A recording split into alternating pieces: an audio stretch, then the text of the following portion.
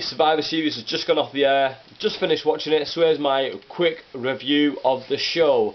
Going into it, I was really looking forward to it, as I'm sure most people were. The Rock finally back. Survivor Series, one of the big pay-per-views of the year. What was it going to throw up? What was it going to give us going into the new year? Going into the TLC pay-per-view, and also building up to WrestleMania. A lot of questions were going to be formed in this one, and sort of answered for us as well. So it's an interesting time. Here we go.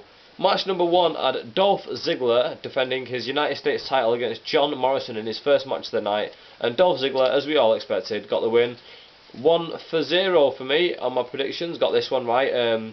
High points of the match was great chemistry between the two guys. Low points was that, well, I don't really enjoy John Morrison matches. I don't enjoy his work, should I say. I can enjoy his matches when it's with the right person. This one, I was enjoying it a bit more, but the John Morrison character, I just cannot buy into it. I just cannot relate to it, so it sort of like takes away from it for me a little bit, especially when he's the face. Yeah, high points, the great chemistry. Overall, I've got to say, it was a pretty decent match. If I was going to rate it anything, my star rating is a lot different to everyone else's, because everyone rates like 3-star matches as good. 3's the average for me, because obviously it's 1 to 5, so 3's average isn't obviously in plain numerical terms. I'd say this is a 4 out of 5 easily, because this was good. It wasn't excellent, it wasn't classic, but it was good, it was solid. And Dolph Ziggler ended up getting the win. And then all the way through the match, the crowd, who were awesome by the way, was chanting, "We want Ryder, we want Ryder." And then I was like, why are they chanting "We want Ryder"? Obviously he's been petitioning for a United States title shot, but I thought, oh, he's probably not even there, or he's probably backstage and he's probably not going to make an appearance. But lo and behold, after the match he came down and attacked Dolph Ziggler, hit him with the Rough Rider, and then Dolph Ziggler ended up scurrying. So yeah, good stuff. The crowd loved it, the crowd were brilliant, so the crowd really made this like seem awesome. They really made Ryder seem like he's something special. They've really put him over basically in everyone's eyes, especially in my eyes. I've got to say that I've gone from viewing him as someone who can't really work that well to someone who should be given a chance. I think they should give him a chance, especially with the United States title. What's the worst that can happen? Push Dolph Ziggler into the main event scene, push him into the elimination chamber. He can fight for it. He won't win it, but you know what I mean. Get him in the world title scene basically. Yeah, then we had Beth Phoenix defending her Divas title against Eve Torres. Is it Eve? Or is it Rosa? I think it's Eve. Yeah, Eve. Eve's the better looking one, yeah. Well, basically this is alright. This is alright for a women's match, especially again, if I was going to rate this in terms of a women's match, I'd rate it a 4 out of 5. Very solid stuff. And the ending, what's the move called? The Glam Slam off like the top rope, second rope. That was amazing. Fantastic way to end the match. And Beth Phoenix got the winners again. I predicted 2-0. I was doing alright up to this point. High points of the match was, well, basically these two can really carry a good match together. Also, good looking women, so having them on my screen's not a problem. And they can work, so in terms of wrestling as well, it does work, if you know what I mean. Like Kelly, even though she's so like very good looking, doesn't work because she can't work. So I know I'm using the word work a lot, but it's just, you know what it's called. Right, crowd in this match, I can't remember what the crowd were doing in this match in all honesty. They seemed into it from what I remember. I can't remember them booing or anything, so yeah, it must have been alright. Next up we had Team Barrett versus Team Orton, and I was expecting Team Orton to win this by a landslide, and they didn't in the end. It was Team Barrett who won it. Positives for this match, the high points was great in-ring work. I really enjoyed tag team matches where different guys go against each other. You can see like different mishmashes of styles, even though WWE don't really have that many styles, because a lot of people have come from the same system of Ohio Valley and Deep South and now FCW. All the styles are sort of similar because they're all being trained by the same guys. But this match, sort of variation, because you had Sheamus, again I've called him Shameless. She got Sheamus and Wade Barrett, who were trained in England and then were just polished in America. Hunico, who was trained in Mexico and then polished in America. So different varying styles within the match that made it look better. Sin Cara unfortunately botched a move and ended up blowing out his patella, I think they said, so that's some like on his knee. So yeah, I don't know how long that'll keep him out for.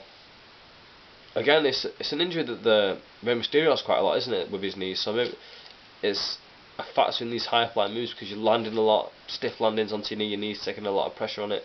I'm guessing that's the reasoning behind it. I'm not an expert when it comes to injuries or anything like that, or the human body, but I'm guessing that's why. Yeah, Team Barrow got the win in the end. I was expecting Orton to do the Superman thing, I'm sure everyone else was as well, and then he ended up getting pinned by, I think, Barrett, giving Wastelands, and then Sheamus was disqualified, and it was a stupid disqualification. He was just kneeing Jack Swagger in the head, like, repeatedly. That's just a bit random. And also, you could tell that Hunico was going to get eliminated, because he was the only guy in the match that's sort of, like, going nowhere, in my opinion. And to me, they just ruined his character altogether. Like, in FCW, he was a standout guy. He looked like one of the better ones he had in there, and now they took him to WWE. They've took his mask off. They couldn't put him in a weird gimmick where he's just totally generic Latino. Why did I put the voice on Latino? And now he just doesn't look any, especially it looks like he's just another randomer, yeah. But Team Barrett got the win in the end, no problem with that. Massive Barrett fan because he's English and he's Northern as well. Next up we got Big Show beating Mark Henry in a world title match, but he won by disqualification when Mark Henry kicked him in the bollocks. Crowd was chanting boring through this, so that was not good. What else can I say about this? After the match, Mark Henry got a chair, put it on the Big Show's leg, sort of tried to do like a splash off the middle rope, like a, what was it? They'd had two moves off the ropes. I can't remember what they were called, but one of them where basically he just stood on the middle rope and then he goes for a splash. And he missed it basically, and then Big Show gave him the big punch, knocked him out, and then put the chair on Mark Henry's leg and then leg dropped him to sort of break Mark Henry's leg or whatever.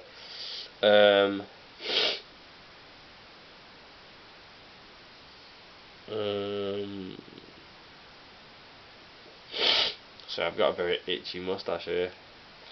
If you don't know, by the way, it's Movember, that's why I've got the moustache and no beard, if any of you were wondering. I'm sure no one has even noticed. Next up, CM Punk beat Alberto Del Rio for the WWE title. I was expecting, so this is 3 in a row basically that I've got wrong, and in fact I got the next one wrong after this as well. But yeah, CM Punk got the win over Alberto Del Rio. These are two guys who I'm big fans of, so I don't really care who wins.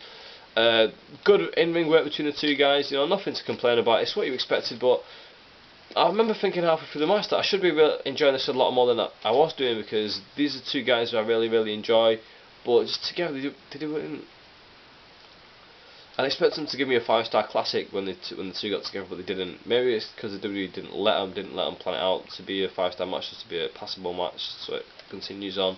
CM Punk can get the win and then have his little moment again. Yeah, Punk got the win. Then we had Rock and Cena beating Miz and R-Truth, and now I wanted a turn here. I wanted Cena to turn on Rock, Rock to turn on Cena, anything to happen here, and they played it safe. They played it too safe in my opinion. They saved themselves a bit at the end when the Rock sort of rock bottom Cena, but it just looked ridiculous, and it was classic overselling from Cena. We've seen guys do this over the years. Rock used to oversell for Austin when he used to do the flip up on the arms on the stunner, and then Michaels oversold for Hogan on the big boot when he flips all over the place. And Cena did stupid overselling on the rock bottom because he rolled out the ring and he rolled all the way up the ramp. And it's like, obviously he's not rock bottomed him all the way up there, so it looks a bit stupid. But yeah, the match is cool, the match was good.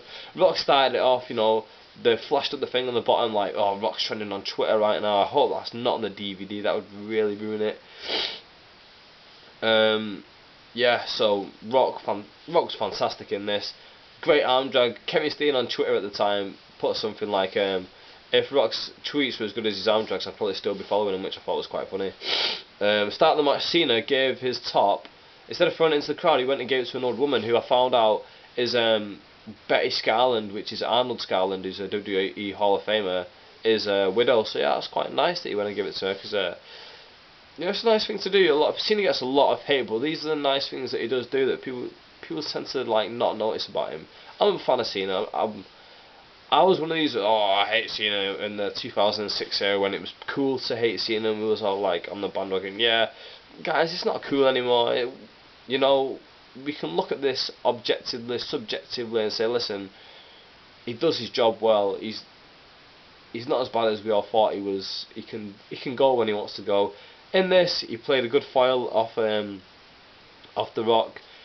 They're gonna have a great match at Mania. I firmly believe that. This match was good. Rock was again fantastic, especially because it's his first match in 7 years. Obviously, he would have been training leading up to this, but yeah, he was fantastic. Cena was great. Miz and R-Truth great. I tweeted out at the time that The Rock has just made Cena, Miz, and R-Truth famous, because he has. His return match with these three guys made him famous. Overall, this show, I enjoyed it, but I expected more out of it.